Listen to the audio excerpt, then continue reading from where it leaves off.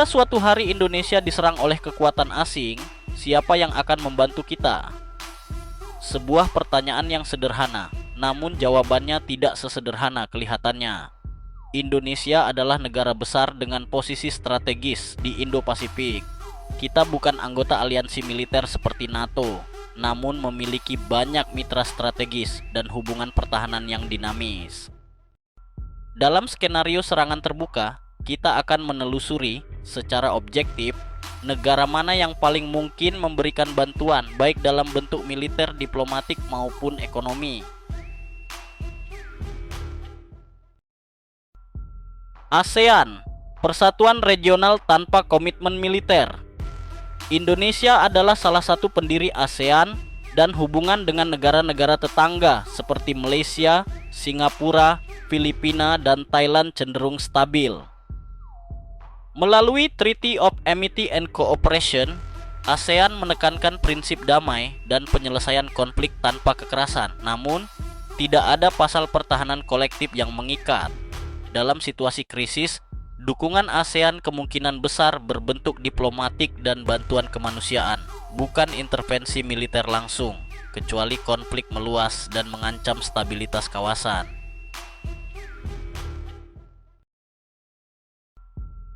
Amerika Serikat mitra strategis dengan kepentingan global. Hubungan pertahanan Indonesia-Amerika Serikat diperkuat lewat Comprehensive Strategic Partnership. Amerika Serikat sering terlibat dalam latihan bersama seperti Garuda Shield dan mendukung modernisasi militer Indonesia. Namun, Amerika Serikat tidak memiliki kewajiban formal untuk membela Indonesia karena tidak ada perjanjian aliansi militer. Intervensi Amerika Serikat akan bergantung pada kepentingan strategis mereka di kawasan, termasuk stabilitas jalur perdagangan global dan ancaman terhadap sekutunya. Dalam skenario invasi besar, Amerika Serikat mungkin akan memberikan dukungan logistik, intelijen, dan bantuan militer terbatas, namun tetap berhati-hati untuk menghindari eskalasi global. Australia, mitra terdekat dengan komitmen stabilitas regional. Australia adalah tetangga strategis Indonesia dan memiliki kerjasama keamanan jangka panjang melalui perjanjian Lombok. Latihan gabungan seperti Talisman Sabre menandai kesiapan koordinasi militer dalam situasi darurat. Walaupun tidak terikat perjanjian pertahanan kolektif, Australia kemungkinan besar akan menjadi salah satu negara pertama yang memberikan bantuan nyata, baik secara militer terbatas maupun dalam bentuk dukungan logistik dan kemanusiaan.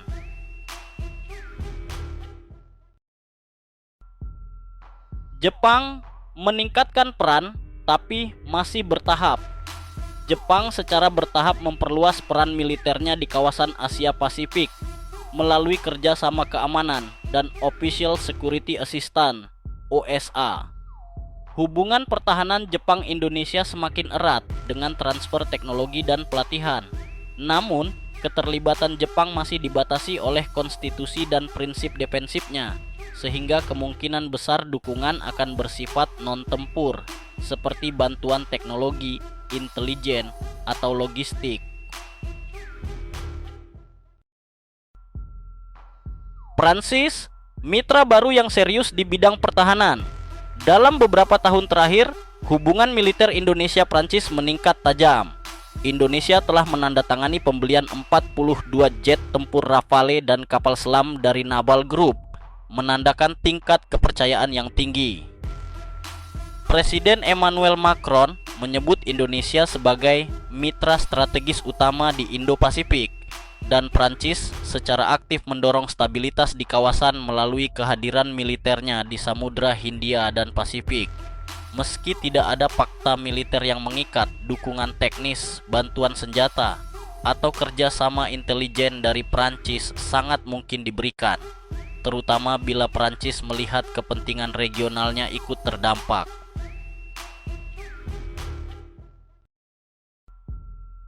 Cina dan Rusia, rekan strategis dengan pendekatan berbeda. Indonesia juga memiliki hubungan kuat dengan kekuatan besar non-barat seperti Cina dan Rusia.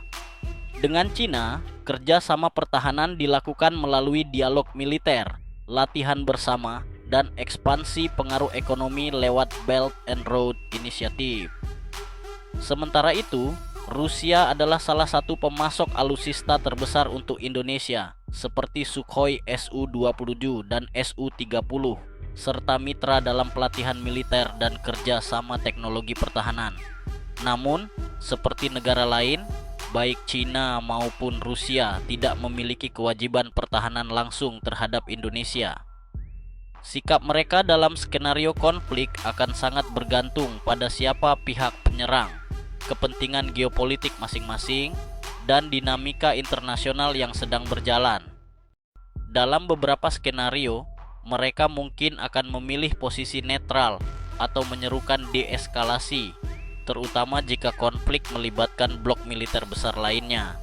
Namun, tidak menutup kemungkinan dukungan diplomatik, ekonomi, atau teknologi militer dapat diberikan, tergantung dari konstelasi politik global saat itu.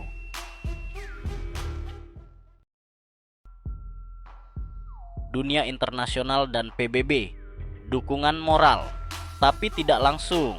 Serangan terhadap Indonesia yang sah secara hukum internasional kemungkinan besar akan memicu kecaman luas dari dunia internasional, termasuk resolusi dari PBB, sanksi internasional terhadap agresor, dan bantuan kemanusiaan dari Uni Eropa atau negara-negara G7. Tapi perlu diingat, dukungan moral tidak selalu berarti bantuan militer langsung. Intervensi biasanya baru terjadi bila konflik mengancam kawasan atau sekutu-sekutu besar. Siapa yang mungkin membantu? Dalam skenario serangan terhadap Indonesia, tidak ada jaminan bantuan militer langsung dari negara manapun, karena Indonesia bukan bagian dari aliansi militer manapun. Namun, kemungkinan besar bantuan akan datang dalam bentuk dukungan diplomatik dan kemanusiaan dari ASEAN dan PBB, bantuan logistik dan intelijen dari negara mitra seperti Amerika Serikat, Australia, dan Jepang, pendekatan diplomatik atau teknis dari Cina dan Rusia. Jika stabilitas kawasan menjadi perhatian bersama, maka pada akhirnya kedaulatan Indonesia tetap bergantung pada kekuatan nasionalnya sendiri. Kemampuan bertahan, profesionalisme militer, dan kesiapan rakyat, itulah benteng pertama dan terakhir. Dunia tidak selalu berpihak kepada yang benar, tapi ia cenderung menghormati yang kuat. Maka pertanyaannya bukan hanya siapa yang membantu kita, tapi sejauh mana kita siap mempertahankan diri sebelum bantuan datang.